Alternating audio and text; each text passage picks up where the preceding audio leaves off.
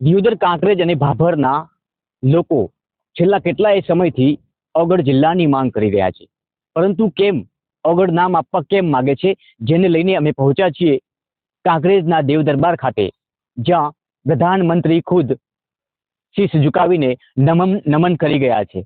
આજે જ્યારે અહીંયા વાવ, થરાદ અને જિલ્લો જાહેર કરવામાં આવ્યો છે, ત્યારે રોષ કેમ ભભૂકી ઉઠ્યો છે કાંકરેજ, દિયોદર અને ભાભર વિસ્તારના કેટલાક લોકોને? કારણ કે આ ઓગળ જિલ્લો છે એ ઐતિહાસિક ભૂમિ છે, ઐતિહાસિક તપોભૂમિ છે, જેને લઈને આ વિસ્તારના લોકોની આસ્થા સર્જાયેલી છે, જેને લઈને આપણે વાત કરશું ઓગળનાથ મહાદેવના મંદિરના મહંત બળદેવનાથ સાથે. માગણીને લઈને જ્યારે સતત કાંકરેજ, દિયોદર, સિહોરી, ધાંધ્રા વિસ્તારના લોકોએ વિરોધ પ્રદર્શન કર્યું છે. વાવ, થરાદને સરકાર દ્વારા જિલ્લો જાહેર કરવામાં આવ્યો છે, જેમાં 8 તાલુકા જેટલો સમાવેશ થાય છે. ત્યારે છેલ્લા કેટલાય સમયથી જ્યારથી વાવ, થરાદને જિલ્લો જાહેર કરવામાં આવ્યો છે, તેનો વાવ, થરાદને જાહેર કરવામાં આવ્યો એના માટેનો વિરોધ નથી, પરંતુ માગણી હતી ઓગળ જિલ્લાને લઈને. તો ઓગળ જિલ્લામાં આવતા જે પણ તાલુકાઓ છે તેને લઈને ઓગળ જિલ્લાની સતત તીવ્ર માંગ ઊભી થઈ છે. આપણી સાથે કેટલાક આ વિસ્તારના આગેવાનો જોડાયા છે, જ્યાં અહીંયા ઓગળનાથના મહાદેવના મંદિરેથી આવી રહ્યા હતા. આપણે એમની સાથે પણ વાત કરવી છે કે ઓગળ મહારાજની જે આસ્થા છે એ કેટલા સમયથી આપણી સાથે જોડાયેલી છે. શું નામ છે બાપ? મારું નામ લીલુભા ચંદ છે. લીલુભા, શું કહેશો? આપણી આ જિલ્લો બનાવવાની વાત હતી ને હવે થરાદ વાવ બની, એટલે આપણી તો માગણી એ જ છે કે ઓગળનાથ જિલ્લો બને, અને તે છતાં તો થરાદની અમારે કોઈ લાગણી એવી નથી કે અમે દુભાતાય નથી, પણ અમારે બહુ દૂર પડે છે. તો એના બદલે કહો તો મને ઓગળ જિલ્લો બનાવી નાખે, અમારે જે બનાસકાંઠા જિલ્લો હતો એ બરોબર છે. જોઈ રહ્યા છો આ લોકોની માંગ છે, અને એ માંગ પણ યોગ્ય છે. કાં તો અમને બનાસકાંઠામાં રાખો, નહીં તો અમારી જે સ્થાપના છે આ ઓગળ મહારાજની, તો આ વર્ષો જૂનો ઇતિહાસ છે, અને આ ઓગળ વિસ્તાર કહેવાય છે, ઓગળની ધરા કહેવાય છે. ઓગળની ધરાનો જે ઇતિહાસ છે કાયમ માટે અકબંધ રહે, તેને લઈને અહીંયા પ્રધાનમંત્રી પણ આવી ચૂક્યા છે, જેને લઈને આ લોકોની, આ વિસ્તારના લોકોની એક જ માંગ છે કે અમને ઓગળ જિલ્લો આપે.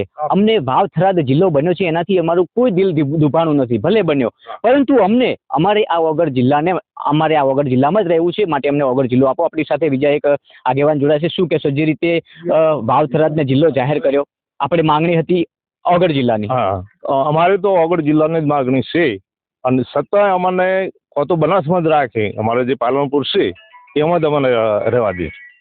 વાવ, થરાદને જાહેર કર્યો છે, કાંકરેજ, દિયોદર બધું વાવ, થરાદમાં આવે છે.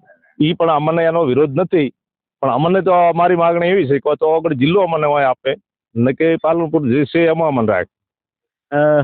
કાં તો અમને નવો જિલ્લો, એટલે કે ઓગળનાથ ઉપર નવો જિલ્લો આપે, અથવા તો અમને જેમ છે એમ રાખે, એટલે કે બનાસકાંઠામાં રાખવામાં આવે. આપણે બીજા પણ અહીંયા દાદા છે, એમની સાથે વાત કરશું.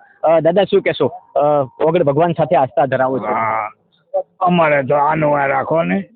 હા, ઓગળ જિલ્લો રાખો. 2 વર્ષ પહેલા અમે મંદિર જિલ્લો તો ઓગળ હા, અને અમને બંધ પડે છે, દૂર પડે છે, એટલે મારે આ રાખો.